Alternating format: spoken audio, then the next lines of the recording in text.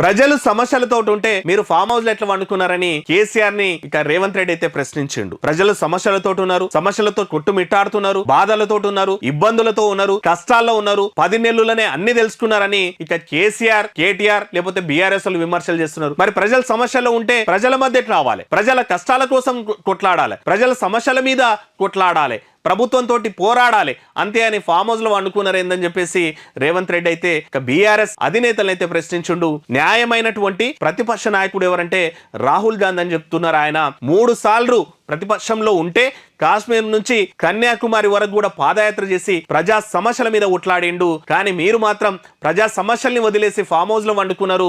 ఆడబిడ్డలకి, మహిళలకి ఉచిత బస్సు ఇస్తే అది కూడా మీకు కనిపిస్తలేదు. దాని మీద ఆటో డ్రైవర్ల తోటి ఆందోళన చేస్తున్నారు. అంగి వేసుకుంటే, ఆటో డ్రైవర్ అంగి వేసుకుంటే ఆటో రాముడు అవుతాడా అని కేటీఆర్ ని కూడా ఇంకా వ్యంగ్యంగా అయితే విమర్శ చేసిండు రేవంత్ రెడ్డి.